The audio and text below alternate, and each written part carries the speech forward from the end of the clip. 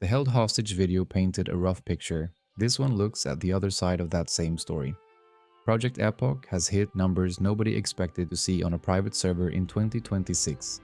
In this video, we're going to dig into what's actually happening on the server, whether the surge is real, and whether any of it is going to last.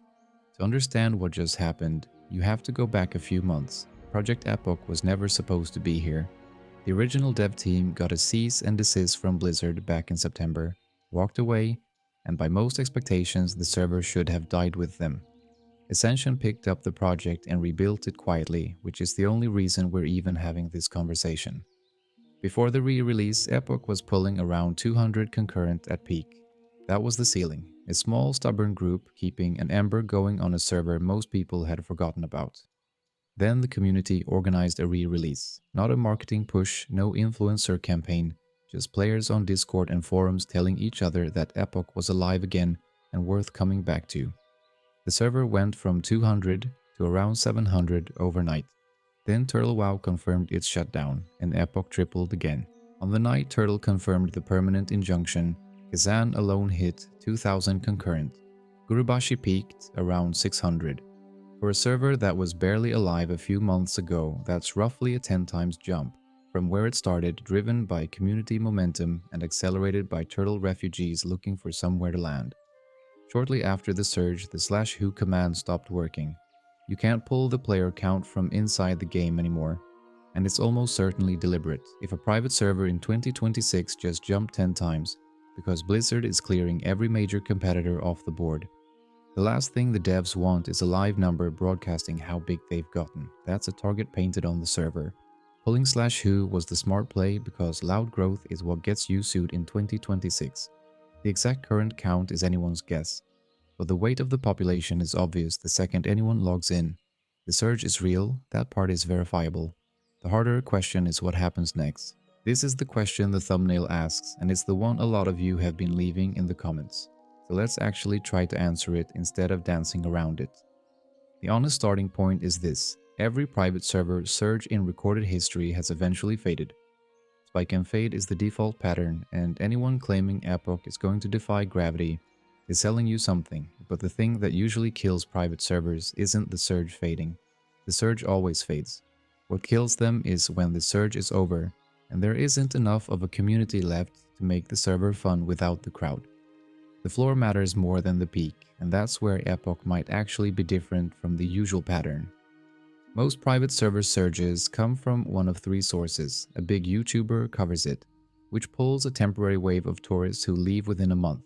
A marketing campaign around a fresh launch, which works until the novelty fades.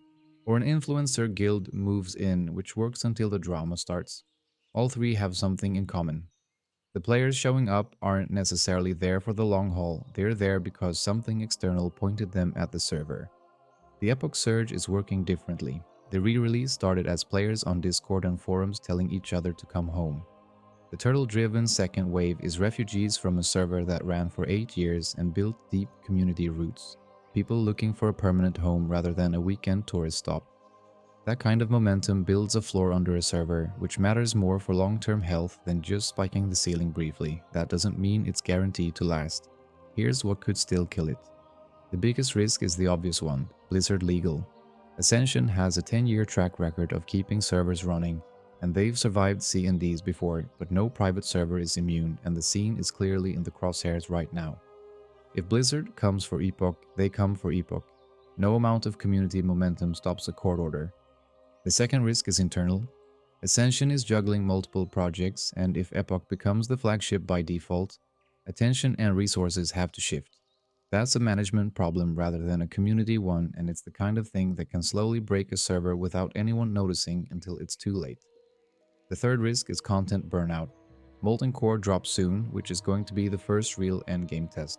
If the raid content doesn't hold people at 60, the surge fades faster than anyone wants.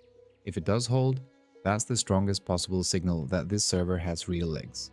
For anyone trying to figure out whether Epoch is actually going to last, there are 3 checkpoints worth keeping an eye on. Molten Core launch is checkpoint 1. Does the raid scene organize? Do guilds form around it? Does progression actually move? Watch for pug activity in the first couple of weeks, specifically. The 6-week stabilization mark is checkpoint 2. That's when the tourists have left and the real floor becomes visible. If slash who comes back and the number is 1000 plus, this server has changed permanently.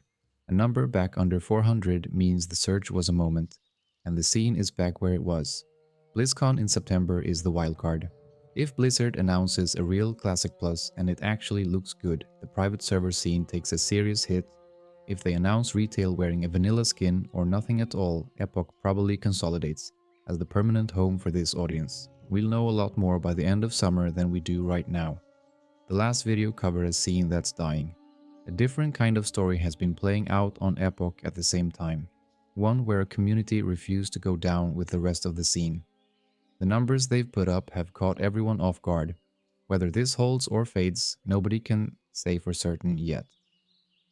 What's clear is that the people filling up Kezan right now are largely the same people who kept Epoch alive when nobody else was watching, joined by refugees from a server that ran for 8 years because that same kind of stubborn community built it. This isn't random, it's the Classic Plus scene consolidating around the last server standing, and it's the thing that gives this surge the best chance of having a floor underneath it. Held Hostage was about what we're losing. This video is the early answer to a question that one left hanging: where does the community actually go from here? We'll know in about 6 weeks whether the answer holds, and the clearest read on that is going to come from the people actually on the server, rather than anyone making videos about it. So if you've been on Kezan or Gurubashi, drop your take in the comments. What's working, what isn't, who you met, what guild you joined. A lot of the most useful information on videos like this one ends up in the comment section, so ask the questions you actually want answered, and people tend to chime in with what they've seen. If this kind of analysis is what you want more of, a like on the way out helps it find the other people asking the same questions. And for the follow-ups when Molten Core drops, when the stabilization mark hits, and when Blizzard says anything at BlizzCon, subscribing makes sure those land in your feed when they go live. Thanks for watching, see you out there and take care. You come by way too often now. If you're planning on coming back, maybe you should just stick around. It will save your time.